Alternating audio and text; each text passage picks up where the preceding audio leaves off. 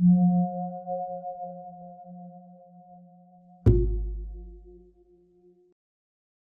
is one of the most closely watched Senate races in the country. Today, Republican Mike Rogers makes his case. Just a little more than a week to go, and the presidential candidates stay focused on Michigan. What will decide it? Today is Sunday, October 27, 2024, and this is Flashpoint. Hi, welcome to Flashpoint. This long political flight is now on final approach. The runway is lit, and we are just a little more than a week away from Election Day. I'm actually not sure just how helpful it is to count down to Election Day, as if we're counting down to voting like we used to. There's already so much voting underway that now the countdown to Election Day is more of a countdown to the actual counting, and then the end of voting as the polls close on November 5th. We just keep hosting the presidential candidates in Michigan, and we expect that to continue for the next 9 days here and the other swing states, where it seems that every poll shows the race inside the margin of error. We're going to talk about that with our roundtable a little later on. But first this morning, we dig back into the U.S. Senate race in Michigan. We talked last week with Democrat Elissa Slotkin. Today, it's Republican Mike Rogers, and he's up first today on Flashpoint.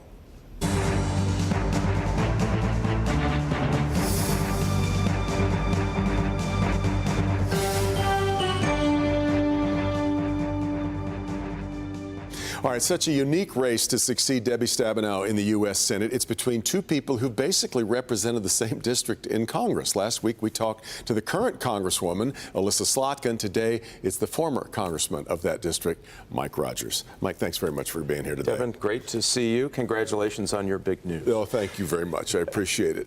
I want to start. I asked Elissa the same thing. The two of you now have spent somewhere around $150 million on this campaign for a job that pays $174,000 a year, by the way.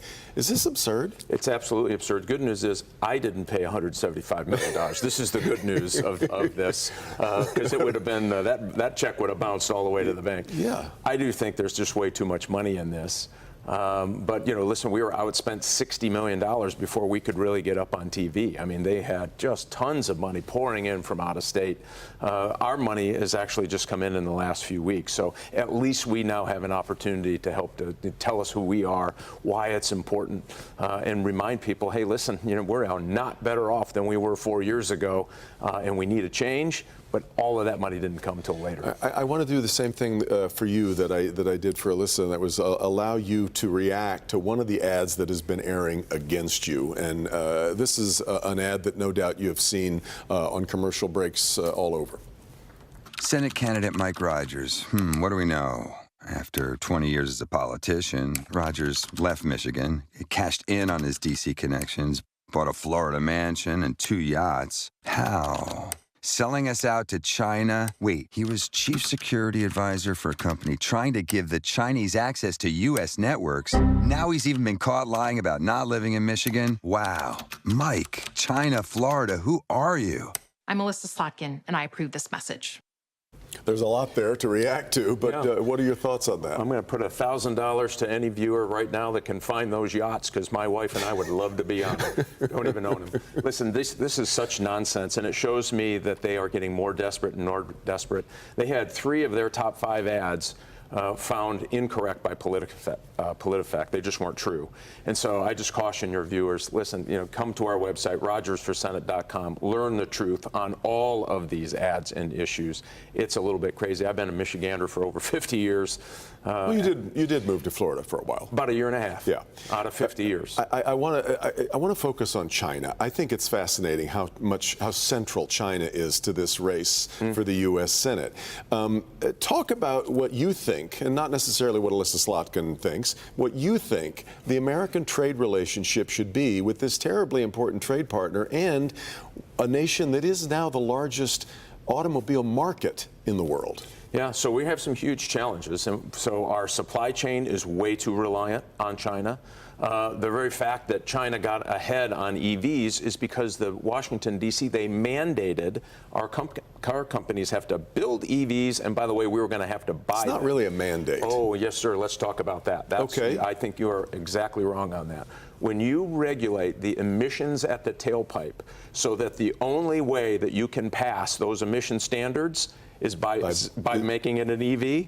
That's a mandate. And then they doubled down, they being the Democrats, and said, by the way, we're also going to fine the companies, Ford, Stellantis, Chevrolet, or General Motors, when you buy a car that doesn't fit their emission standards. Meaning, if you buy a truck and they sell too many trucks, they get fined tens of millions of dollars.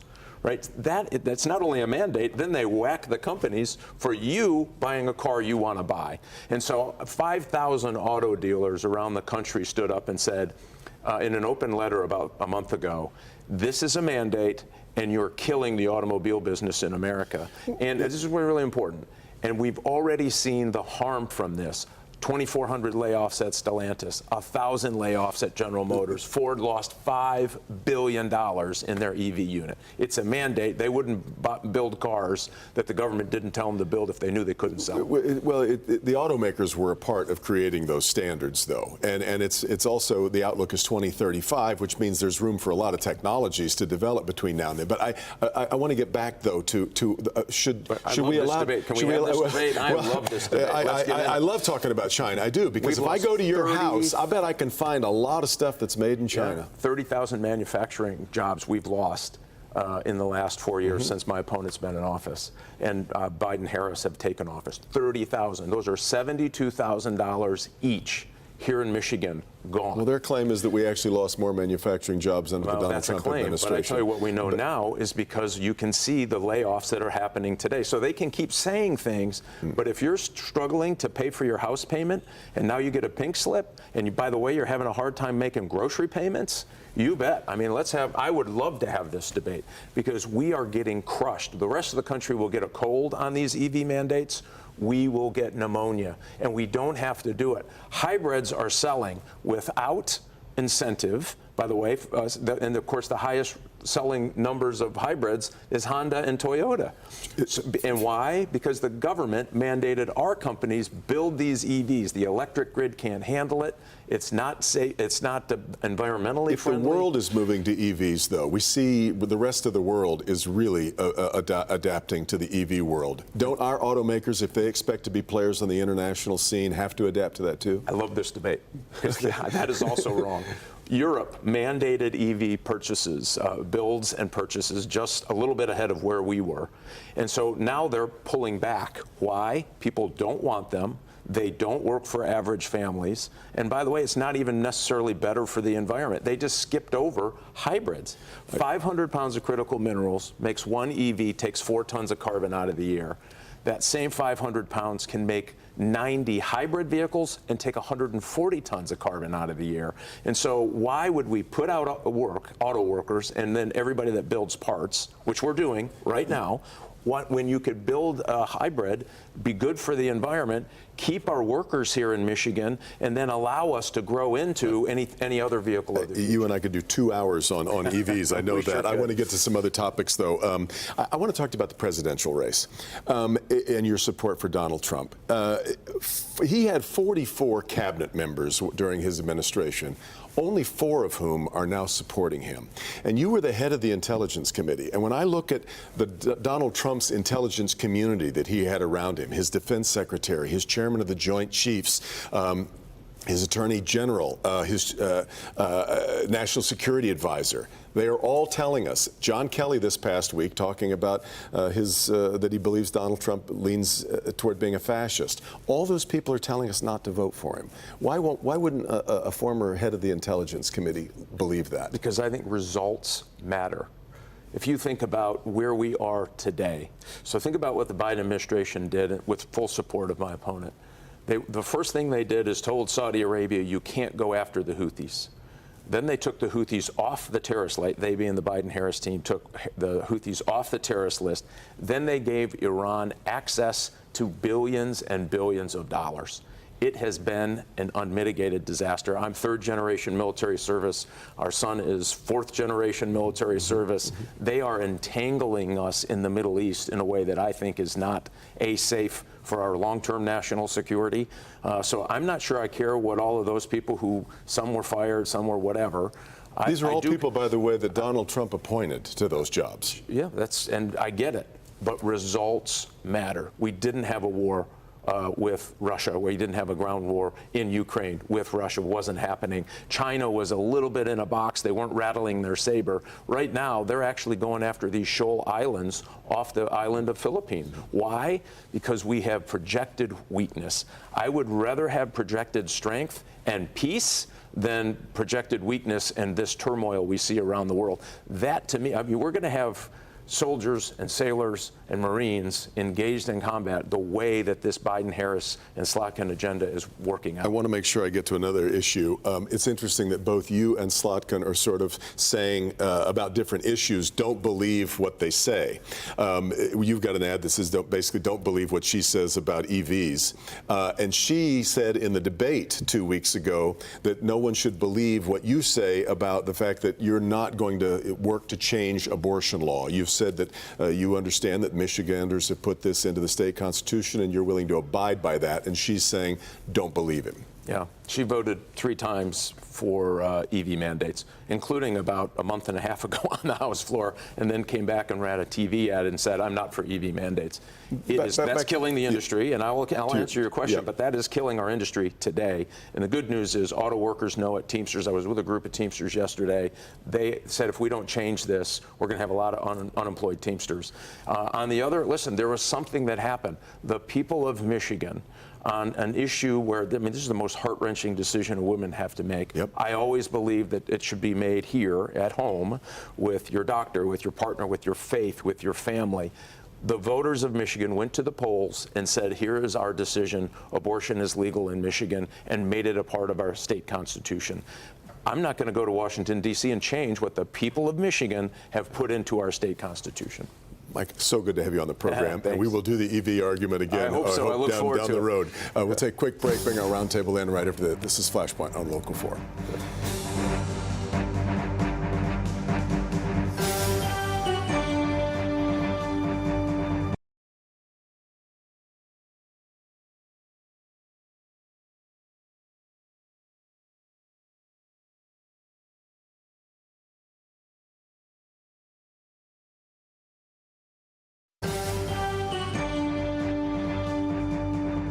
All right, welcome back. Let's bring in this morning's roundtable. Andrea Bitely back with us from Bitely Communications. So is Dennis Darnoy from Densar Consulting. Zoe Clark is the co-host of It's Just Politics on Michigan Public Radio. And Michael Griffey is the Metro Detroit leader for AECOM.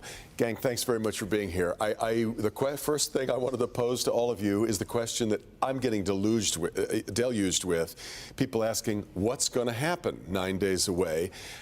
I keep telling, I feel no leaning one way or the other. So I've got 4 experts here to tell me what's going to happen. Michael, let me start with you. What's going to happen? Okay, well, I tell you what, I think you're going to see a really high turnout in Detroit and in urban centers around Michigan. And I think that will be a big part in propelling Kamala Harris to the presidency, at least winning Michigan. I think. You feeling Detroit energized? I mean, there are obviously a lot of visits here lately, that's for sure. So I was at an event, a Black Men for Harris event last week. Bakari Sellers was in town with Don Cheadle, a number of other folks, and the energy there was strong. It was palpable. Zoe, what's going to happen? I stopped making predictions about presidential elections. I'm so glad I invited you. No, I'm kidding. No. Do you have a...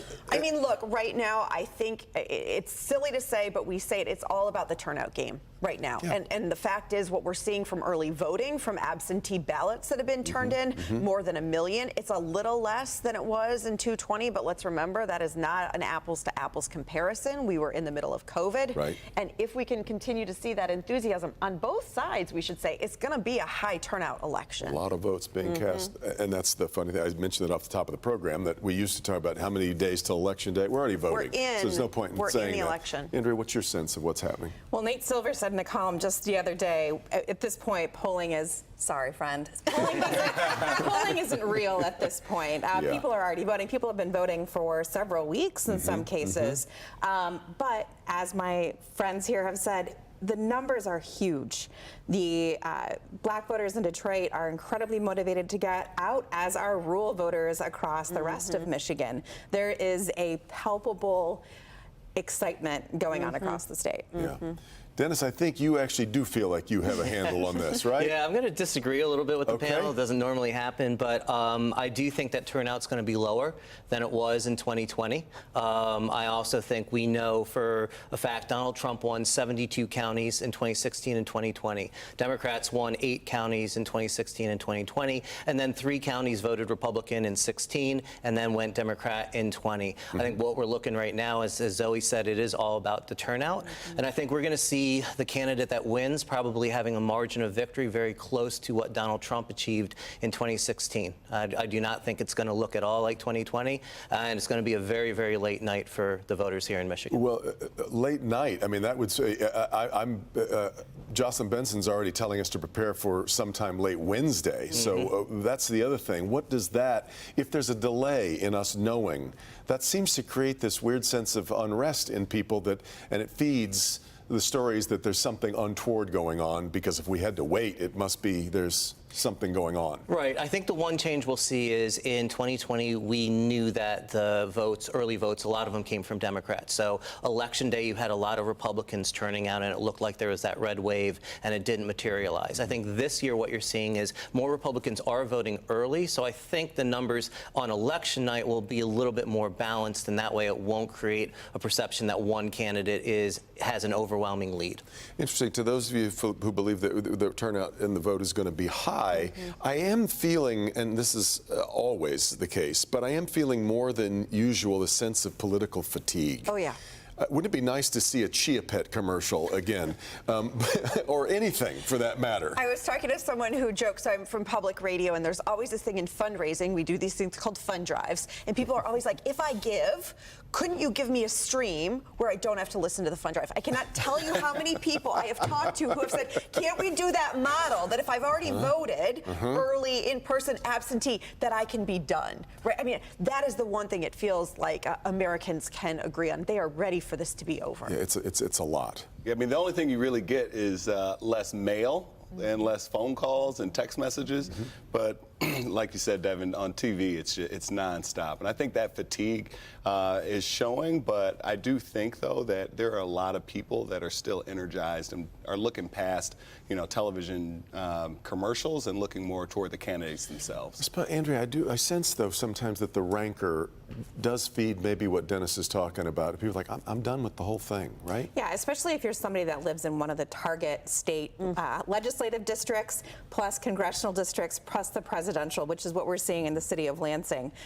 It is 5 commercials back to back during Monday Night Football. And they are not nice commercials. They are not positive message. It's some of the most angry, vitriolic commercials I've seen in my political career at this point, which doesn't turn the hard bases of either side off. That makes them more motivated to get out there and vote. It energizes them. That anger fuels some people's wanting to vote. Long ago, a guy who taught me most of what I know about politics said, just remember there's only 3 times when negative campaigning works: when you're behind, when you're ahead, and when you're even. And unfortunately, that's really where we are. But Dennis, in all of the swing states right now, the polls seem to show us that it's in the margin of error. Absolutely, and they are, and that's why no poll is going to tell you what the outcome is going to be. The only thing it's going to tell you is it's going to be a very, very close election, and all the 7 states that are swing states now will be the swing states, in 10 days when the election's held. So, yeah, I mean, you're not going to know anything other than it's going to be a close race. What's your confidence level on polling these days? Obviously, there were some problems with the last couple of elections with the polling model, but I can't tell you how often I just ignore what comes on my cell phone. It's driving me crazy. I don't know who the people are who actually take part in polls, but what's your sense about how real, I guess since they're so consistent, we have to respect that, right? Yes and no. I mean, I think there are some groups out there that like to game the system, if you will, are there on the R side or the D side. Sure. It helps move averages, which then in turn drives a story.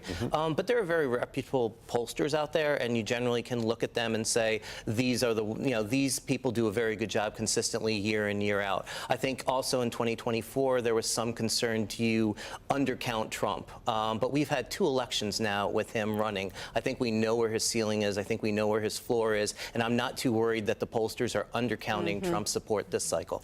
Yeah, that's a fascinating point, and I think what we're looking at too is with the Harris campaign in Michigan, it's not just the GOTV, right, the get out the vote effort. She's still in persuasion mode here in Michigan, and I think that's what's going to be really interesting, right, particularly suburban women, moderates, Oakland County. I mean, again, we saw Liz Cheney here.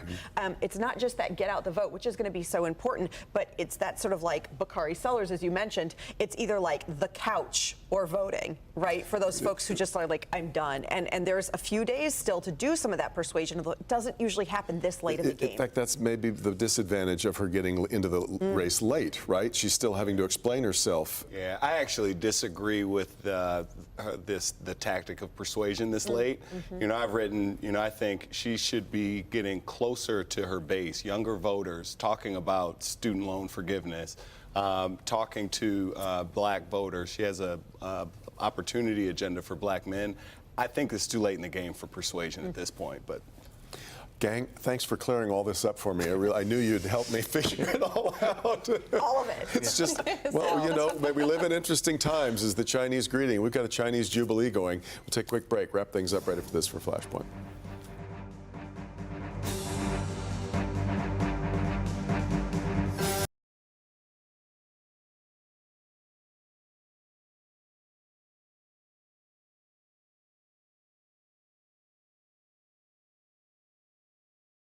And we are all out of time. Thanks so much for being here. Meet the Press coming up next. Have a great week, and we'll see you next time right back here for Flashpoint.